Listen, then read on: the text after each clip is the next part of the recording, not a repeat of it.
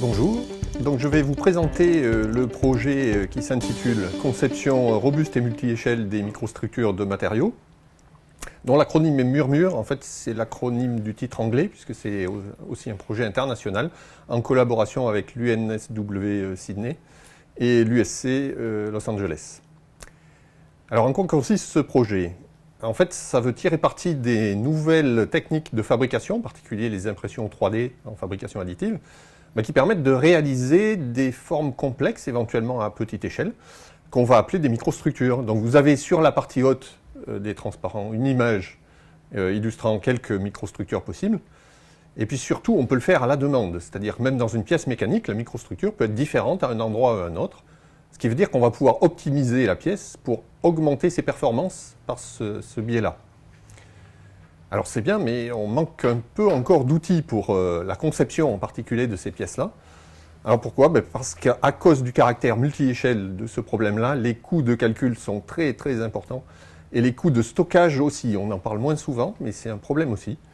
Et ça limite l'utilisation de modèles virtuels pour prédire le comportement, optimiser une forme de pièce qui n'existe pas encore, mais qu'on pourra fabriquer ensuite. Donc le but du jeu, c'est de casser le coût de l'optimisation de ce type de pièces mécaniques-là. Alors pour ça, on utilise plusieurs techniques. Alors vous avez là un exemple d'un problème test possible, dans lequel on a une microstructure à petite échelle, donc vous avez un zoom pour voir la microstructure. Donc il y en a plein partout dans toute la structure, donc on utilise des techniques d'homogénéisation. Alors sauf que c'est un exemple qui vise à prédire la durée de vie. Donc il y a un problème de fatigue. En fait, il y a un problème d'endommagement du matériau à plusieurs échelles. Et la sollicitation de cette pièce peut être très complexe. Donc là, typiquement, c'est des millions de tours. Un exemple classique, c'est la fatigue dans un essieu de chemin de fer. Un cycle, c'est un tour de roue. Donc il faut pouvoir supporter des millions de cycles possibles.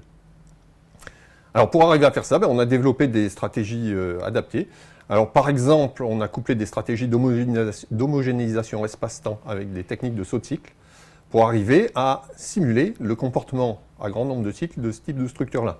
Donc le niveau de couleur que vous avez, c'est l'endommagement dans la pièce. Alors ça fonctionne, il faut des gains très très importants. Par exemple, on a estimé que si on avait remplacé le calcul qui a été réalisé ici par une simulation en force brute, elle aurait coûté 9000 fois plus cher. Alors je préviens, c'est une estimation, puisqu'on n'a pas été capable de simuler par la force brute ce type de structure-là. Donc en fait, on a réussi, mais en utilisant des stratégies couplées de ce type-là, multi-échelle. Et puis on a quelques ouvertures qui ont été réalisées aussi. Dans les ouvertures, on a utilisé des modèles réduits adaptatifs pour faire émerger des modèles augmentés macroscopiques de ce type de problème-là. C'est des modèles qui, par fouille de données, s'auto-enrichissent au cours du calcul. Et ça permet en particulier de réduire les coûts de stockage et de calcul aussi. Et dans les activités qu'on a en cours à la suite de ce projet-là, en fait, on continue aussi sur l'optimisation topologique des pièces à grande échelle, en même temps que de l'optimisation paramétrique des microstructures qui la constituent. Donc je vous remercie pour votre attention.